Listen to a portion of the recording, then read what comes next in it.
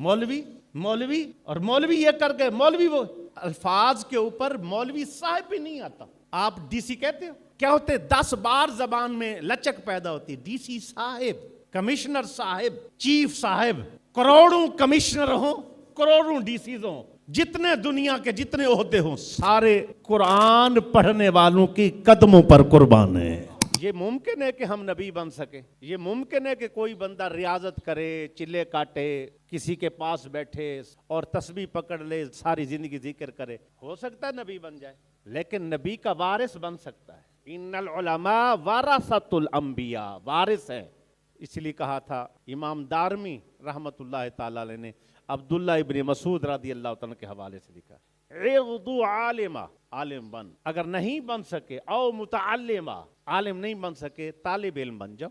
अगर ना आलिम बन सके ना तालिब इल्म बन सके तो तीसरा दर्जा ये है कि इनके खिदमत गुजार बन जाओ। फौज के किसी बंदे पर इतराज करो तो क्या कहते हैं, भाई इस पर इतराज ना करना, क्यों कि ये मुहाफिज हैं पाकिस्तान की सरहदों के। और यकीनी बात और हकीकी बात है, वो तुम्हारी सरहदों के मुहाफिज हैं, कुछ तुम्हारी दीन की मुहाफिज, तुम्हारे अकीदे के मुहाफिज हैं, इस्लाम के मुहाफिज हैं, कुरान के मुहाफिज हैं, नबी के फरमान के मुहाफिज हैं।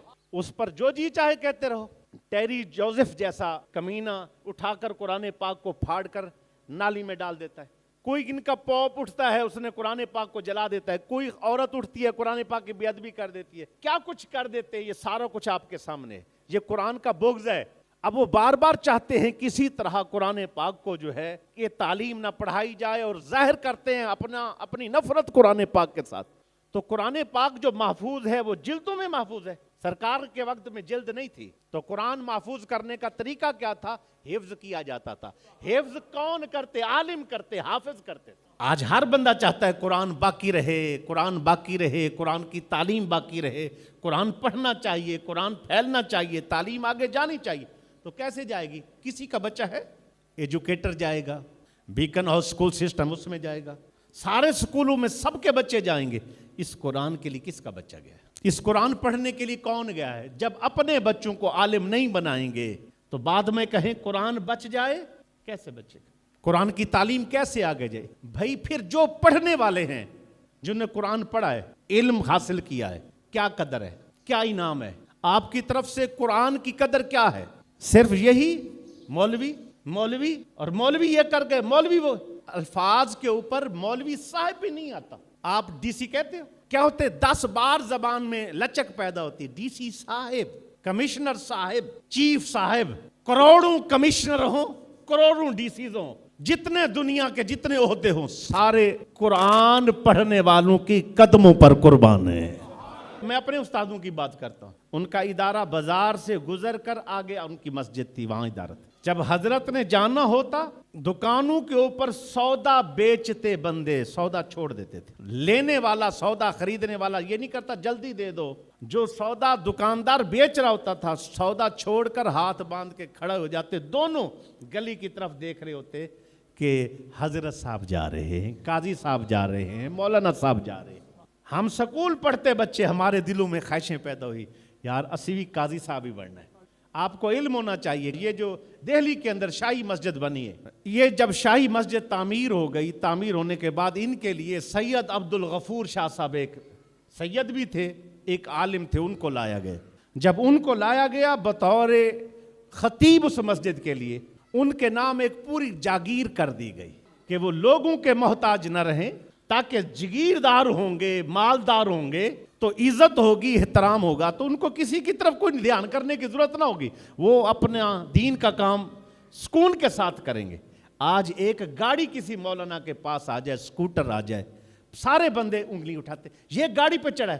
भाई तुझे समझ है, ये गाड़ी तो दूर की बात, अल्लाह और अल्लाह के रसूल फरमाते हैं ये सारा कंट्रोल मुल्क का ही इन्हीं के पास होना चाहिए।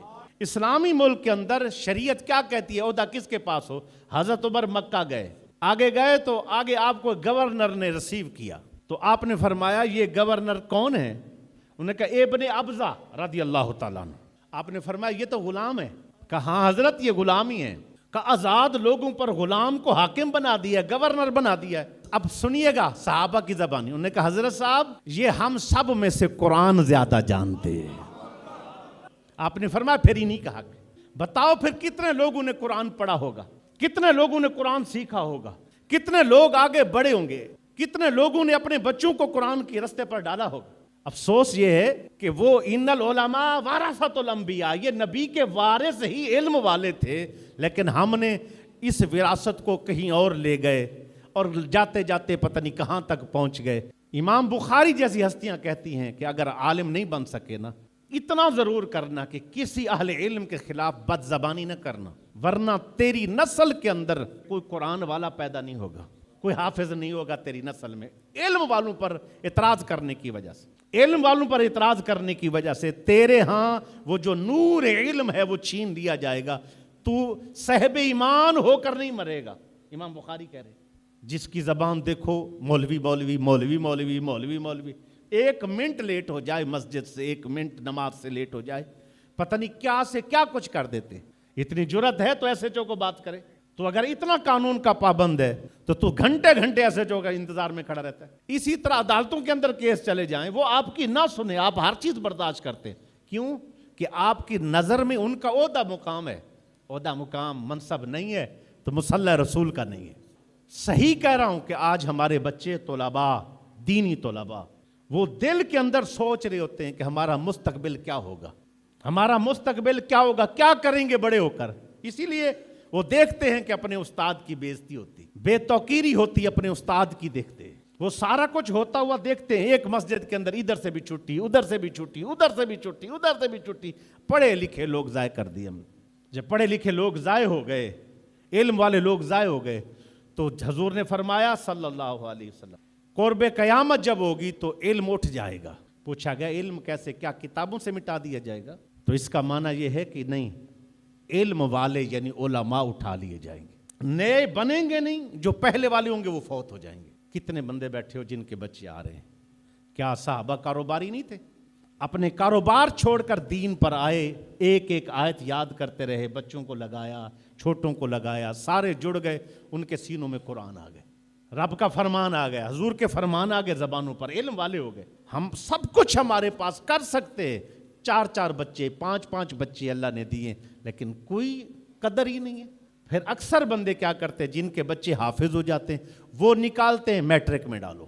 ہم نے بھی ترتیب لگائی ہوئی ہے, میٹرک ہم بھی کروا رہے ہیں بچوں کو. ہم نے ان کو پورا سال نہیں پڑھنے دیا. بیٹا کتنے مہینے پہلے گئے؟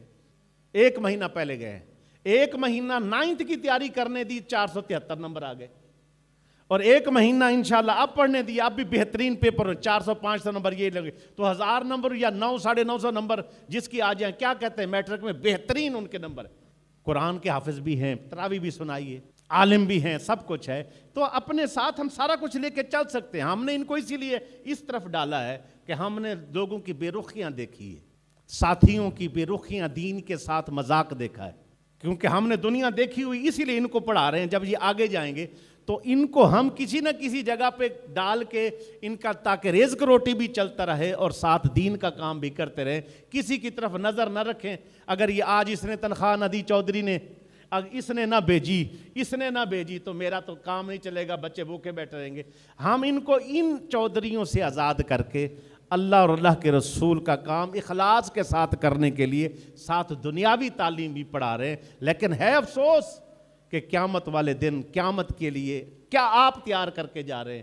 وہ بچے جن کو بالخصوص اگر ساری توجہ ہم ان کی قرآن کی طرف دلوا دیتے, ساری توجہ ہم ان کی دینی علوم کی طرف لگا دیتے, ساری توجہ ہم ان کی فنون کی طرف لگا دیتے, تو پھر بتاؤ یہ کتنے بڑے عالم تیار ہو سکتے تھے اور کتنا دین کا کام آگے یہ کر سکتے تھے.